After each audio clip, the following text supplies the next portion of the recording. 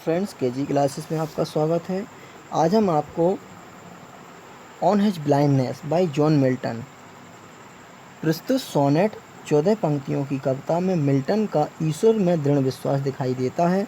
प्रारंभ में कवि नेत्र ज्योति खोने के लिए ईश्वर से शिकायत करता है, लेकिन अंत में अपनी भूल स्वीकार करते हुए कवि कहता है कि स्वयं को ईश्वर की इच्छा पर छोड़ देना ही उसकी सर्वोत्तम सेवा है।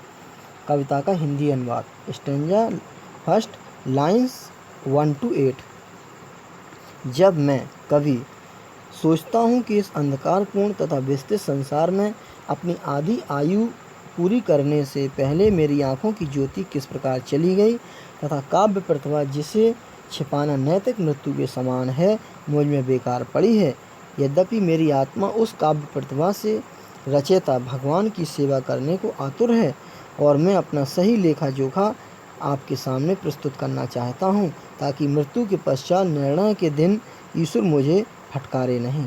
मैं मूर्खतापूर्वक पूछता हूँ, क्या आँखों की ज्योति से वंचित करने के पश्चात भी ईश्वर मुझसे दिन भर परिश्रम कराने की आशा रखता है। Stanza 2, lines 8 to 14। इस बड़बड़ाहट शिकायत को रोकने के लिए धैर्य कवि की अंतरात्मा ने शीघ्र उत्तर दिया। ईश्वर को ना तो मनुष्य के द्वारा किए गए किसी कार्य की आवश्यकता है और ना वह ईश्वर अपने उपहार के बदले कुछ चाहता है। ईश्वर की सच्ची सेवा वे ही व्यक्ति करते हैं जो उसके द्वारा दिए गए कष्टों को सर्वोत्तम ढंग से सहन करते हैं।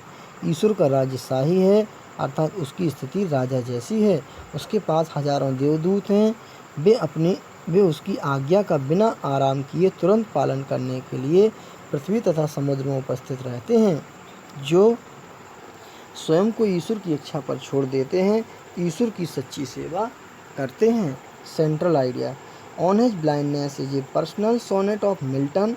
It shows that the ways of God are just. The poet loses his eyesight at the age of 44.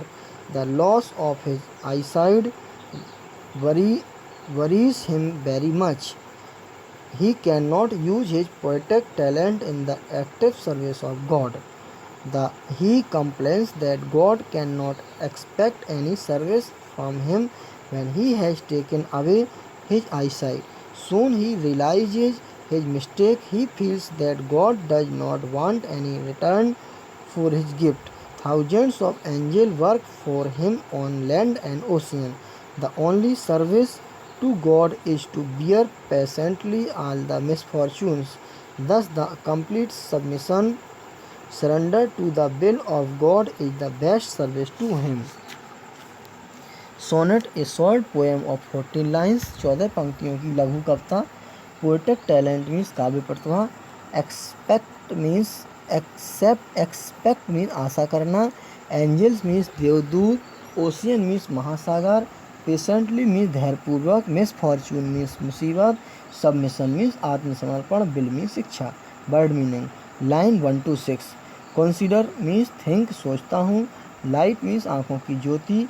एर मीन्स बिफोर पहले। टैलेंट मीन्स पोएटिक गिफ्ट काव्य प्रतिभा कविता लिखने का गुण।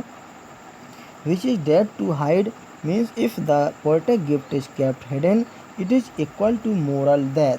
यदि कवि की काव्य प्रतिभा छिप जाती है या समाप्त हो जाती है तो यह कवि की नैतिक मृत्यु के समान है। लॉक्ड मीन्स रिमाइंड पास रहा। सोल मीन्स आत्मा। बेंट मीन्स एनक्सियस उत्सुक इच्छुक। मेकर मीन्स बनाने वाला ईश्वर। लेस्ट मीन्स कहीं ऐसा ना हो कि। चाइल्ड मीन्स स्कॉट फटकारना डांटना। Line 7 to 11। Exact means demand मांगना आशा करना। डिनाइड मीन्स टेकन अवे ले ली गई। हॉन्डली मीन्स फुलिशली मूर्खतापूर्वक। पेशेंस मीन्स अंतरात्मा। प्रिवेंट मीन्स चेक रोकना। मर्मर मीन्स कंप्लेंट शिकायत बड़बड़ाना। नीड मीन्स आवश्यकता। गिफ्ट मीन्स उपहार। बियर मीन्स सहन करना। हिज मीन्स गॉड्स ईश्वर का। माइल्ड मीन्स हल्का लाइट। योक मीन्स बैल के कंधों पर रखा जाने वाला जुआ। यहाँ तात्पर्य मुसीबत कष्ट से है। Lines 11 to 14। State means position condition स्थिति। Kingly means royal like a king अर्थात शाही अर्थात राजा जैसी। बिडिंग मीन्स ऑर्डर आज्ञा। पोस्ट मीन्स तेज रफ्तार से यात्रा करते हैं। ओशियन मीन्स महासागर। एक्सप्लेनेशन व्हेन आई कंसीडर से लेकर चाइल्ड।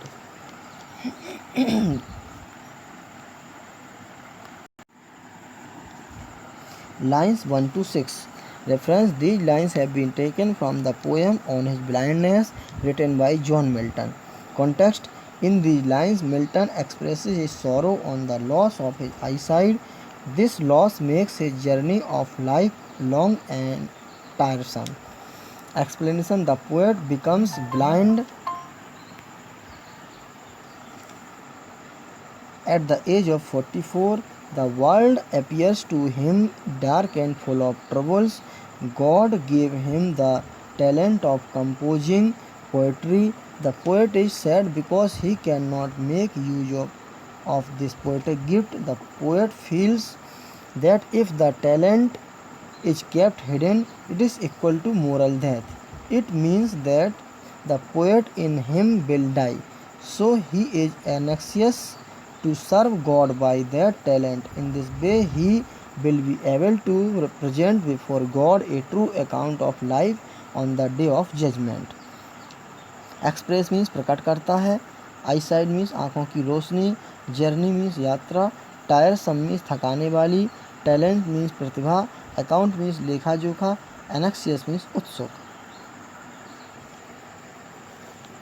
हिज स्टेट इज से लेकर wait. Very important lines 11 to 14। Reference same है। Context: here Milton expresses his firm belief in the greatness of God.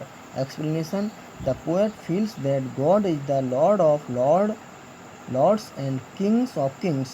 He is all powerful. He has thousands of angels who are always ready to carry out his commands. They travel at quick speed over land and ocean.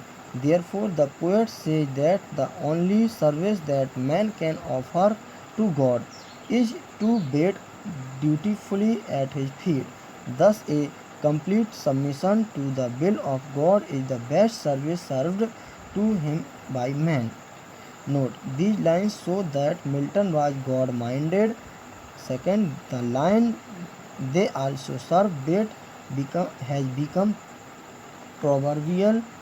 Her means दृढ़, carry out means आज्ञा का पालन करना, command means आदेश, ocean means महासागर, submission means आत्मसमर्पण। Thanks, best of luck.